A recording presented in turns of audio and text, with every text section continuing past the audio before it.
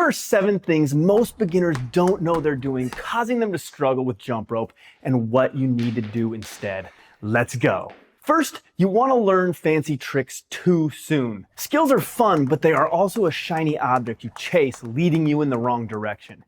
You think, if I can just learn these skills, I'll be good, but that's a lie. It actually makes you worse and builds bad habits that you then have to spend a bunch of time breaking in the future. Instead, focus on keeping your hands in good form and make sure that you're rotating the rope properly. The better you get here, the easier skills will come later. And when you're ready to add in skills, don't bite off more than you can chew. Choose one at a time and perfect it before moving on.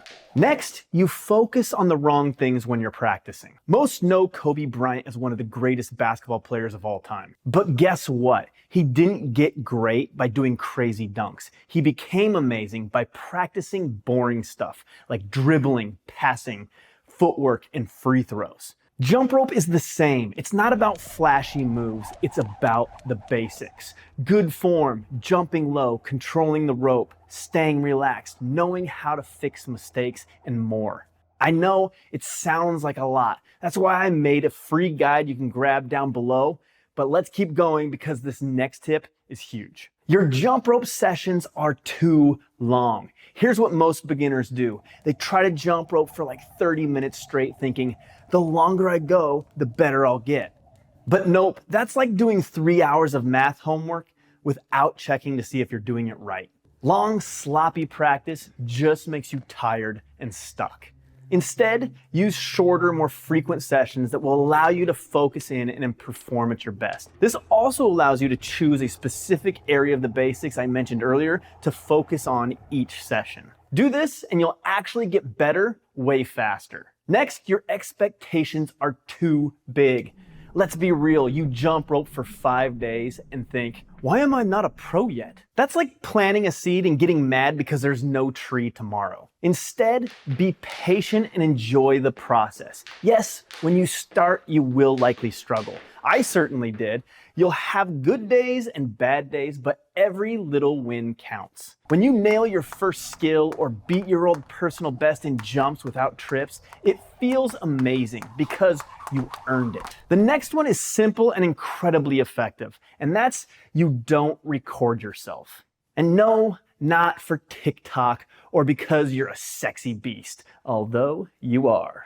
But just like the mirror doesn't lie when you think you haven't gained much weight, a simple video recording of yourself jumping rope will uncover the hidden weaknesses you often can't feel in the moment. This is what I call a form audit, and it's one of the easiest things to do that makes the biggest impact. Here's what to do. You should record yourself every session when you're just starting out because you can't always feel that hand drifting up. Notice your rope is actually a bit too long or your jump too high. Mistakes left unchecked will turn into bad habits, and habits are hard to break, so identify them fast and make the fix. Next, you're risking massive setbacks. Want to know what takes out beginners the fastest? Injuries, especially nasty shin splints. Get these and you suddenly have to take off 2 to 3 weeks until they heal up. That sucks. But there's one easy exercise that's great at helping prevent these. Tib raises. Tib raises are like a reverse calf raise. To start, lean back against the wall and pull your toes up towards your shins as far as you can. Lower your toes back down, and right before you touch the balls of your feet to the floor, begin your next rep.